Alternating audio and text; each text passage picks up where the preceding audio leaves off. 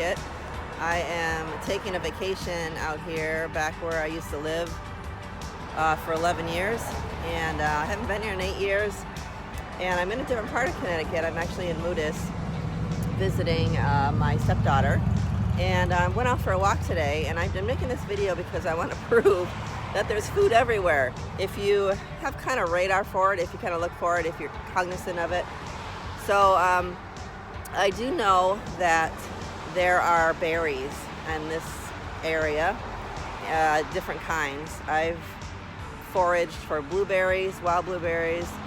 I think they're boysenberries or blackberries, and raspberries, actually. And so I'm kind of walking along this street right here, this sidewalk, I guess.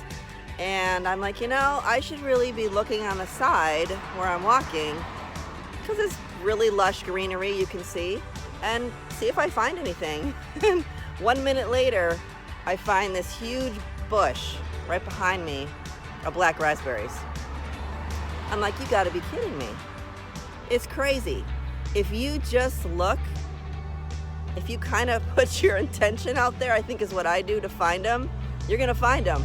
And so I'm on this kind of busy road, and I'm just having breakfast. I probably have a little purple on my lips, actually. They're really good. It's just like a relatively small patch, but you know, proof that you can actually find edible food if you really look for it. And I'm just an amateur at this. There's a lot you can learn about foraging, especially weeds, what they call weeds, and it's interesting why they call them weeds and why they label them as such. There's probably a reason for that. So foraging for what they call weeds and other edible greens and foods, these things grow wild and they're all over this area. So just a matter of getting to know what might be in your area and what it looks like.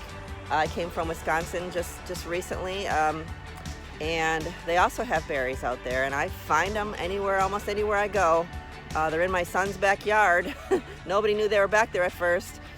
So anyway, I'm gonna have breakfast. All right, what we're gonna do today is I'm gonna prove to you, or at least show you an example of how wild food is everywhere. I managed to find wild food a lot of places, and I'm in Arizona, and you can even find wild food in Arizona. I heard from a little birdie that there is some prickly pears, I don't know what they were called at first, prickly pears next door that we did get permission to have. And so the last time I picked prickly pears, say that 3 times fast, I was wounded. So we have a new way, and I'm going to be directed on how to do that. So let's go outside and check it out.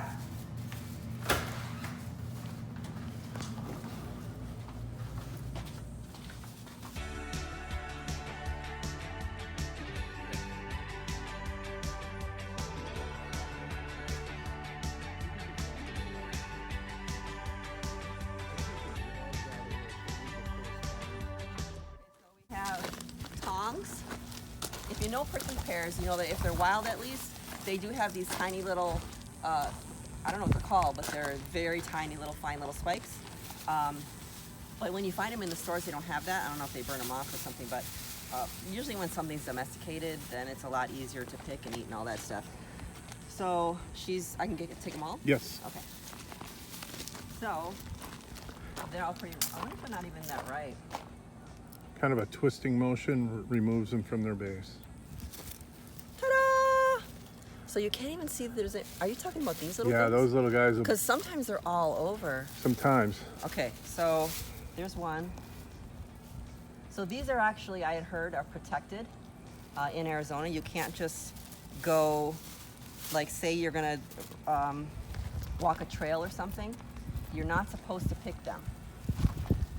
I don't know why that is. So just a caution of that. So here's a little tip when you're picking stuff, is you have your arm and you have your hand, and you can just keep the bag open. Yeah, people have these things in their yard out here. Yeah, they are ready. And they just let them go. The same with the citrus out here. There's tons of citrus in Arizona, especially in the valley. And people just let them drop. Even like really good oranges, they'll do that too. Yeah, I've seen that. There's bags of lemons, oranges, and grapefruit down at the rec center. That one came right out. People just give them away. Yeah, they beg you to come and because they make a mess. If you don't pick them, gonna get the quote low-hanging fruit here. Then they, ow. Got nailed. She got nailed. If you don't pick them, they just make a mess. And people will leave bags of them in their driveway too, to just for the garbage men to take. Jeez, Like right here, this is she's standing on an in-ground garbage can, and that's where we have to put our fruit when we're overabundant. Are you serious? That's an Yeah. in-ground garbage can? Yeah. Can I open it? Yeah. I've never seen one in my life. Thing right there. Oh. Holy cow. And what's this used for? For keeping the coyotes and raccoons out of garbage. So then you take it out on garbage day? They do. The people come here.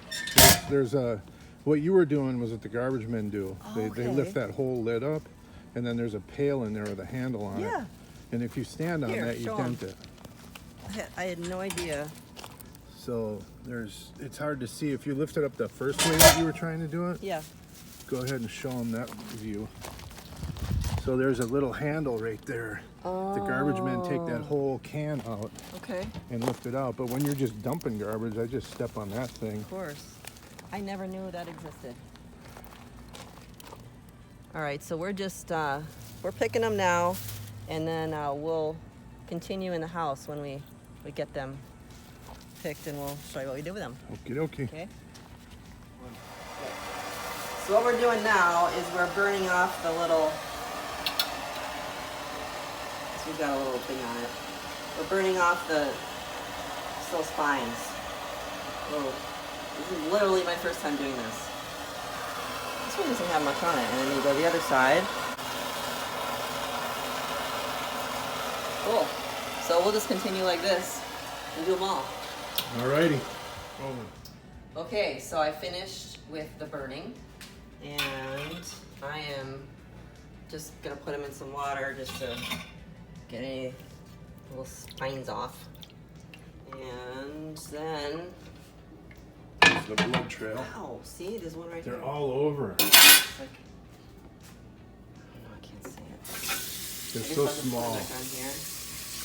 You don't want to touch anything with these. Like, I don't want to touch this thing at all. The glass thing, the tongs, the Or bag, even- the here, plate. use this, right? Okay. Yeah, that's fine. Nothing wants to be eaten, animals or plants. Plants don't want to be eaten either. It's true, they all have their own defense mechanisms.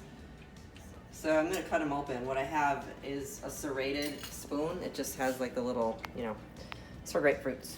And what I do is I just cut them in half.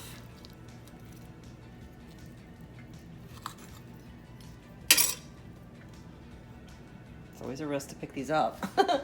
And I just scoop out the insides. And I'm gonna get most of this, most of the flesh inside. So these are wild, so they're gonna be full of seeds. I think the ones in the store are definitely full of seeds, but maybe not this much. And you can swallow these, but because I'm gonna eat a bunch of these at a time, I'm not gonna swallow the seeds. I'm basically just gonna suck out the pulp. Oh no. This will stain. So I do this. I might swallow a few seeds. What does it have in my name? And I just spit out the seeds. So I don't want you to see me do that, but Alright. that's how I eat them. Okie dokie. Prickly pear. So in the case of prickly pear, like, you have to be careful because it will stain everything. I don't think it really lasts that long like beets do. But proceed.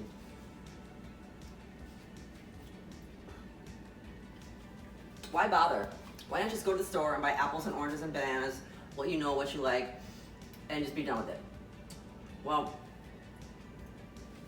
because there's a certain quality of wild foods that you don't get with domesticated fruit. First of all, I just picked this, and so it's very fresh. And the nutrition in this is gonna be way higher than something that's gonna be on the trucks for a while. And are my lips pink? A little bit. It's free, usually. Nutrition, it hasn't been sprayed with anything.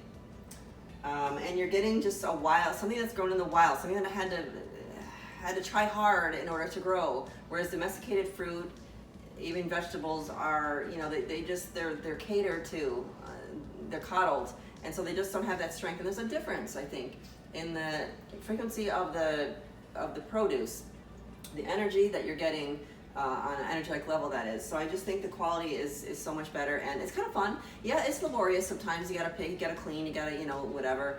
But it's, to me, it's so worth it. And that's why I like to do it. It's very meditative. If you're gonna be, like, say, picking berries for an hour, to me it's very meditative. So that's what I like about it. So try it, see what's in your area. There's always gonna be something in your area, even here in Arizona where supposedly nothing grows. No, lots of stuff grows. So this is Terry Lane with LIVETRU.